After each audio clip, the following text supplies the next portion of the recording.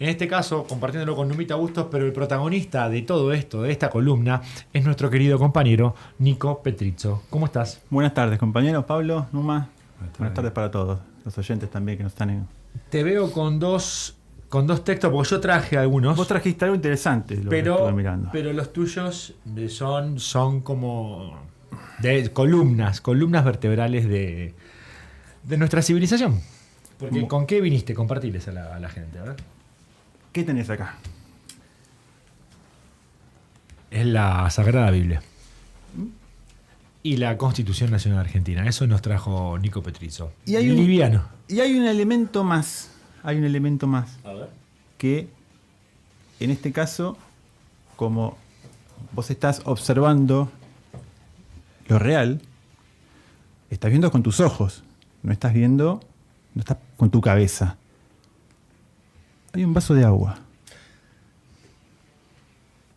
O sea que hay una Biblia, hay una Constitución y hay un vaso de agua. Eso desde lo real.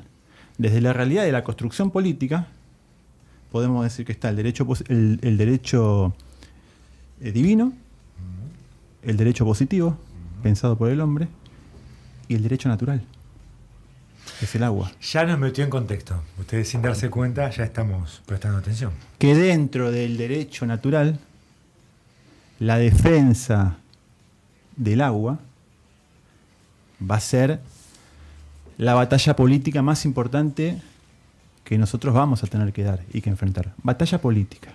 Batalla política. No olvidemos que, como decía uno de nuestros sabios, Perón en este mundo, la política es el equivalente de la política internacional. Y ya están mandando cohetes al espacio en busca de reservas de agua. Sí, yo diría que cuiden mejor en los que tenemos acá, porque esto de la ley de glaciares y ese tipo de cosas no favorece nada esto, ¿no? Ni hablar. Estuve escuchando al compañero Marcelo. Marcelo es un compañero que hay que escucharlo, hay que anotar lo que dice, porque lo que dice Marcelo, ahí están las herramientas para que nosotros podamos dar el debate político que tenemos que dar. Ahí están las herramientas, en lo que dice Marcelo. Hay que escucharlo, hay que anotar, hay que volver a reinterpretar lo que él dice. Y Marcelo me deja un trabajo fácil, porque esto es como cuando te pasa la primaria, hay un examen oral y pasás después del que más sabe. Lo único que tenés que hacer es escucharlo y reinterpretar lo que él dice. Me la deja muy fácil, y le quiero agradecer por eso. Que lo escucho y me hace un trip en el bocho. Porque entonces yo anoté mientras estaba él hablando, queda claro que el problema no es la justicia. El problema no es la justicia. Ese es un valor universal. El problema es político. El problema es lo justo, los justos, lo injusto y los injustos. Ahí hay un conflicto. Si hablamos de conflicto, hablamos de una relación de poder. Si hablamos de conflicto, hablamos de lío. Y si hablamos de lío, ¿de quién hablamos? Del Papa Francisco. Exactamente. En esa conflictividad de justos e injustos, la Argentina se transformó en el país más injusto, en el reino de la injusticia. En el reino de la injusticia. Con un pueblo cada vez no más pobre, sino empobrecido, que es distinto. Este país es tan rico que nos damos la potestad de tener millones de pobres. Esa es la realidad argentina.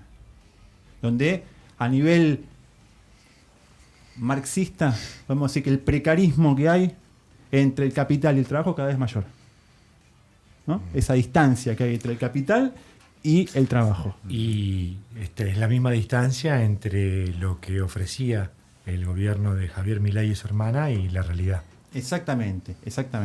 Por eso cuando traemos nosotros la Biblia, que es el derecho positivo, el derecho divino, la Constitución y el derecho natural, vamos a contextualizar el pensamiento de Francisco. ¿Cómo lo podemos? ¿Qué es su legado más grande en términos políticos? Laudato Si. Laudato Si, pero me voy a quedar con esta invitación que él nos hizo a la participación política. Porque La política está en el verbo, en este caso. Como el milagro está en el verbo en la Biblia, el milagro está en el verbo. A ver. Cuando el primer milagro documentado que tenemos en términos bíblicos es la conversión del vino, del agua en vino. ¿Bien? Ahí se genera. En un casamiento. Bueno, ahí se genera un debate político maravilloso entre Jesús y María. Porque es María la que le dice: necesitamos que conviertas el agua en vino. Él se niega. Él le dice a su madre: no, todavía no es el momento. A María. Y María, ahí aparece la cabeza política de María. Y juega con el verbo en la política. Que el verbo es el milagro en la acción. Junta a los comensales y les dice: ustedes lo tienen que seguir a él.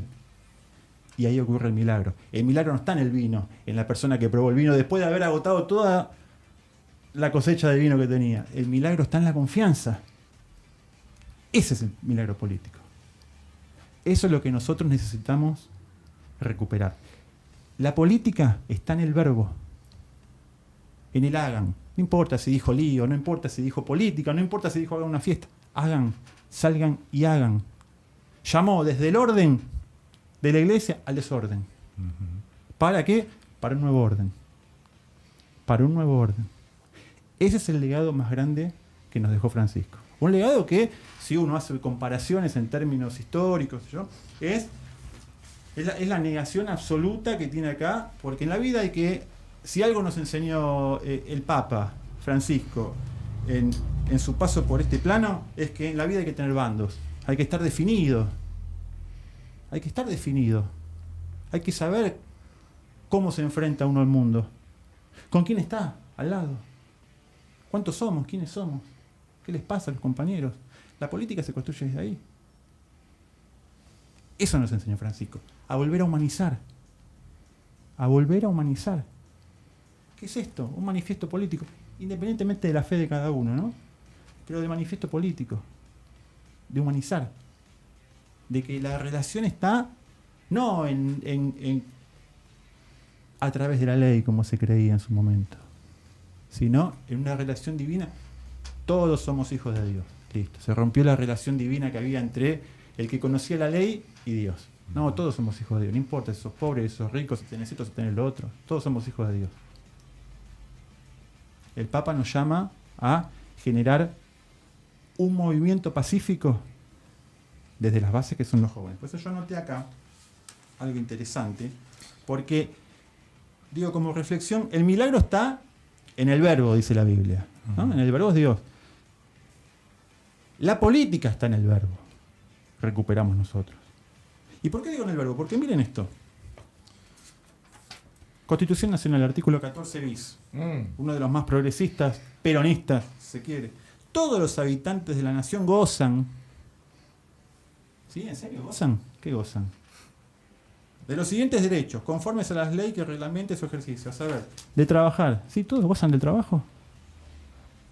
¿Qué trabajo? ¿Estar 14 horas arriba de un Uber para poder comer?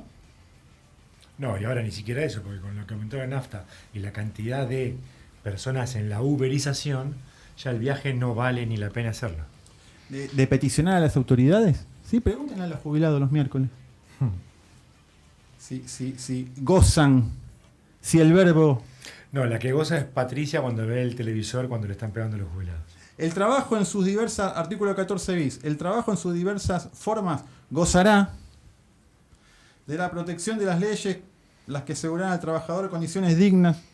¿Sí? La política está en el verbo. El verbo es lo que nosotros tenemos que salir a construir. Y la construcción es a partir de un nuevo sentido común. Que lo venimos diciendo en este espacio. El sentido común es más poderoso que la ideología. Es mucho más profunda que la ideología el sentido común. Es mucho más profundo que el sentido común. Pero en esa acción, en ese verbo y en esa política, a veces, no como está documentado acá, sino que a veces aparecen, digamos, pequeños milagros suburbanos, ¿no? Pequeños milagros suburbanos, que ahí está la política y ahí está el peronismo. Y en esto quiero citar, te pedí autorización a tu mamá, Estela Mari, que le mandamos un saludo, que se nos está escuchando. Un señor, mi mamá. Que ella, cuando nosotros tuvimos el placer de conocerla, pudimos dialogar con ella, nos contó, nos recibió en su casa, nos cocinó algo muy rico. Y en un momento dijo algo que yo tomé nota. Cuando empezamos a hablar del peronismo y del programa. En un momento ella dijo, corregime si me equivoco, ella dijo que en su adolescencia, sus primeros años, digamos que tenía una relación distante con el peronismo. Completamente reticente. Bueno, yo la llegué a escuchar decir, tenía que leer La razón de mi vida. Tenía que leer hasta que ocurrió algo, teniendo a tu abuelo, su papá, muy peronista. Mi abuelo sí participó viajaba en los aviones repartiendo panfletos para el general, sí. Ahí está. Mi abuelo Miguel. Bueno, entonces tu abuelo Miguel en un momento, nos cuenta tu mamá, le dice algo que a ella le hizo un trip en el bocho. Y quizás una de sus últimas palabras en este plano que le dijo: tenés que estudiar. No te olvides de Isaac Rojas. No te olvides de Isaac Rojas. Y por ese pequeño accionar político de tu abuelo te tenemos sentado acá vos. Y ese es el peronismo. Y el día de mañana tu familia está en tu deber, en tu acción, transmitírselo. Mi papá me decía esto, que a su vez se lo decía la mamá, y a mi mamá el abuelo. Ese es el peronismo. Eso rompe la temporalidad. Eso rompe nuestra finitud. Eso en Francisco, nosotros lo que encontramos es la síntesis, no solamente nacional, sino que encontramos el Evangelio, encontramos el amor al pueblo y encontramos el pensamiento científico también. El pensamiento, como bien decía Pablo, Laudato Si, que nos dice, ojo, que están viniendo no solamente por el derecho positivo, como decía Marcelo. El problema no es la justicia, el problema son los injustos que están manejando la justicia, sino que vienen por los derechos naturales. Entonces te dicen que el agua, que para estos es una creación divina, para el otro es un derecho humano y para nosotros es un derecho natural. El agua es una mercancía. Y nos quieren sacar el agua. Y quieren mercantilizar el agua. ¿Se entiende? Sí. Clarísimo, porque donde está el mercado, de alguna manera, me parece lo que vos querés transmitir en este orden de ideas, a ver si te sigo, es que cuando se mercantiliza, cuando ya aparece en la bolsa de Wall Street acciones que tienen que ver con nuestro recurso, con el que nosotros trabajamos, bueno, si ya había conflictos por el agua, que pues yo siempre la traigo y siempre la menciono, a Elsa Brusone en su libro Las guerras del agua, América del Sur en la mira de las grandes potencias, porque así es el texto original, el título original de este libro, repito, América del Sur en la mira de las grandes potencias, del año 2000 lo escribió esto Elsa Brusone. Que Perón ya lo había advertido, el profeta ya había pasado por acá también, y el primer mensaje a los gobiernos y los pueblos del mundo les dice: la máxima locura la estamos cometiendo ya al contaminar el agua dulce. ¿Y por qué? Porque ya sabía él que las próximas guerras no iban a ser por el petróleo, sino que iba a ser por este recurso. Donde se mercantiliza no hay justicia social. Está la justicia del mercado. La justicia del mercado es una justicia que hoy la podemos ver, es cada vez más excluyente. La justicia que nosotros tratamos de promover desde este humilde lugar, haciéndole honor a todos nuestros antepasados, es que de ese vaso de agua pueden tomar todos porque todos somos iguales. Exactamente. Algo de eso es lo que... Hermoso. La sociedad de mercado hoy es total. que también traje cosas porque como no se me ocurría nada, tenía que apelar a ciertos escritores porque no tenía con qué. Pero Eric Hobsbawm también, en un librito muy pequeño que se llama La introducción al capitalismo, marcaba que también se da el fin de la sociedad feudal y el comienzo de la industrialización y el capitalismo por la divergencia, por la separación, por el abismo que había entre la promesa de ese estado de mercantilización de todo y lo que terminaba ocurriendo, que eran miles y miles de personas completamente, escupidas del sistema, para decirlo de la manera más elegante. ¿Les parece que mientras nos tomamos una pausa, leo unos saluditos que tenemos en YouTube? Ahí el compañero Juan Mantesa de La Plata nos saluda, dice: saludos compañeros, buen programa. Gracias, Juancito, un abrazo. Otro compañero de la Autoridad del Agua, Leonardo Tizano: compañeros, muy esclarecedor y necesario el programa, todos unidos triunfaremos. Saludos. Gracias, Leo, un abrazo enorme. El maestro Charlie Tavares. Esa, Charlie. Vamos, Charlie. Saludos, genios. Muy lindo el programa de hoy, excelente columna de actualidad. Y por abajo nos dejaba: cada día soy más fan de Nico, un artista del análisis contextual. No tengo duda. Una palabra. Gracias. No hay duda de eso. No hay duda de eso. Killer, Rami, ¿cómo estamos? ¿Estamos bien? ¿Cuánto nos queda? 5, nos quedan 5. Nico, antes de que termines, Sí. la consigna de hoy era que los compañeros que han participado nos cuenten un poco cuál es el rol en la empresa, en el solitario, pero principalmente qué significa el trabajo.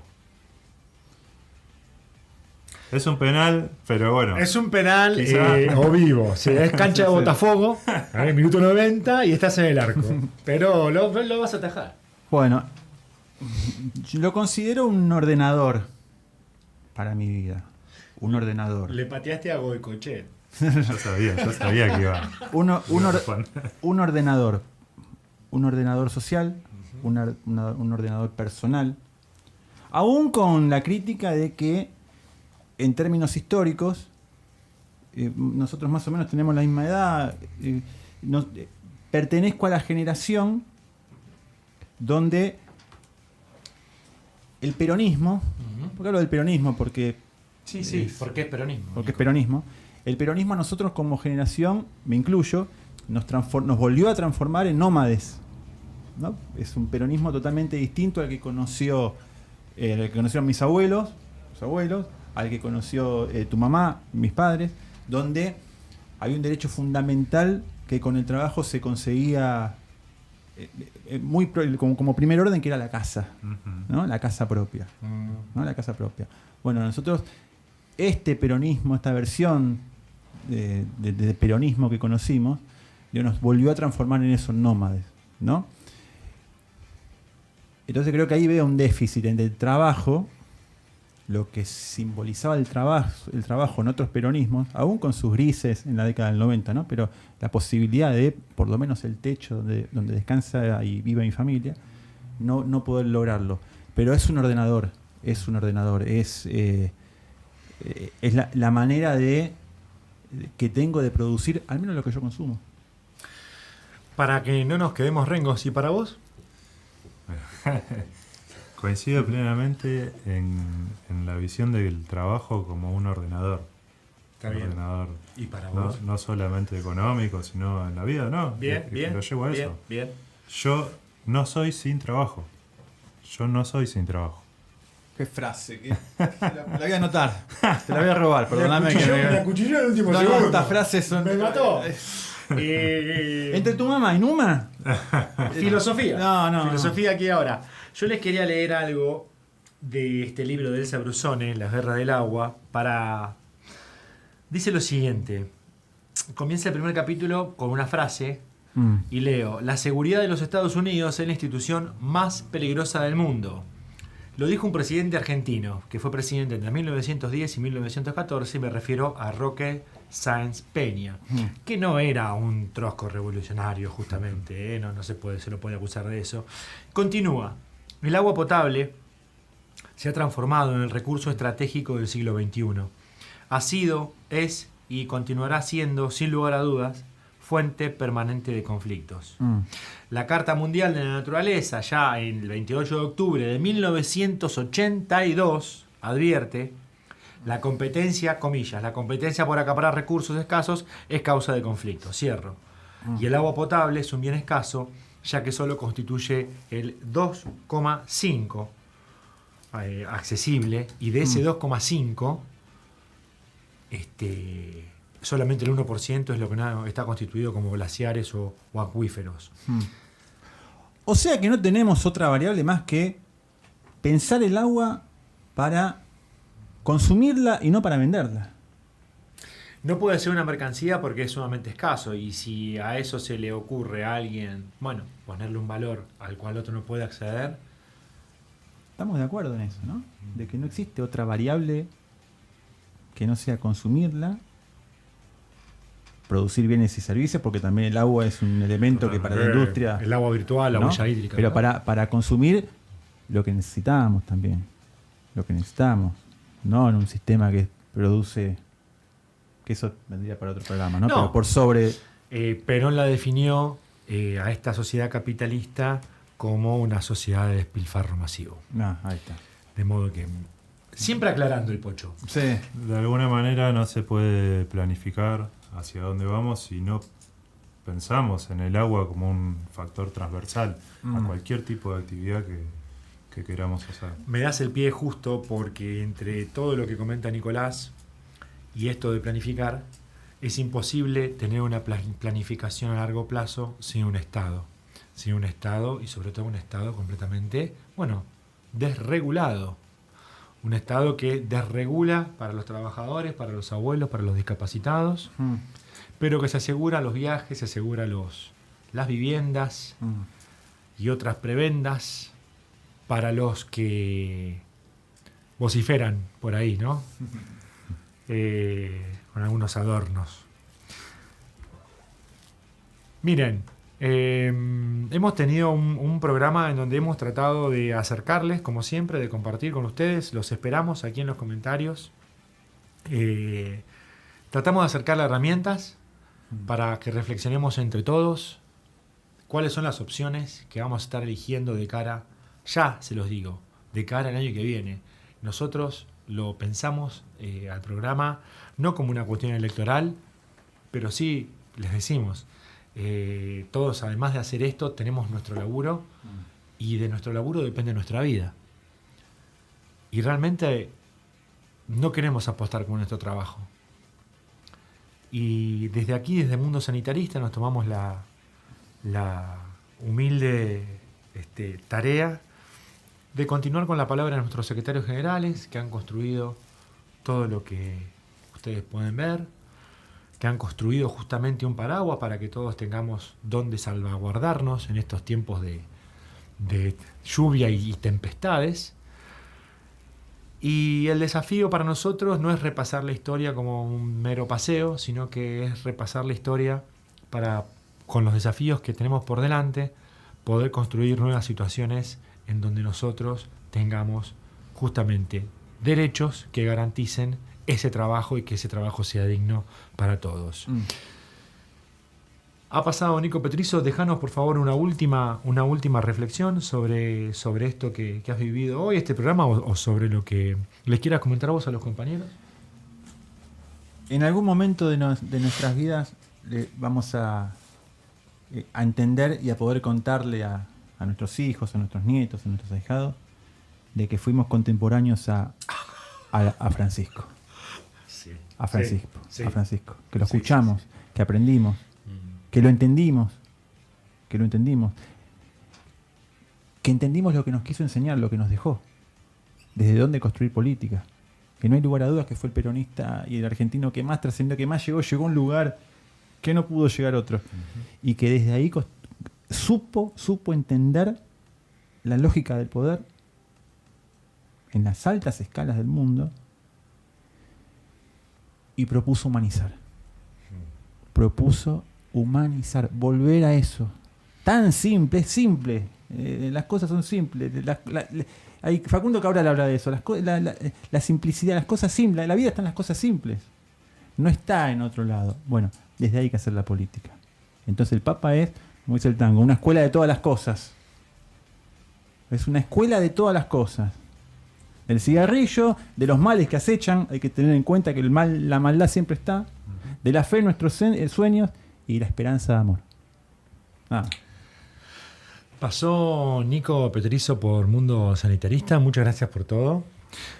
Espectacular, como siempre. Gracias. Muchas gracias, compañero. Nico. Y con esto le decimos que sí, que vamos a ir a la guerra contra esta gente que nos quiere acortar nuestros días y nuestras esperanzas. Nosotros vamos a ir por ellos. Y bueno, todos juntos, todos unidos triunfaremos. Muchas gracias por tu operación. Muchas gracias a todos ustedes, a la audiencia. Déjennos los mensajes, por favor, que estaremos respondiéndolos a la brevedad. Y desde acá, otro episodio de Mundo Sanitarista por FM Ambiente Radio. Nos vemos el próximo jueves.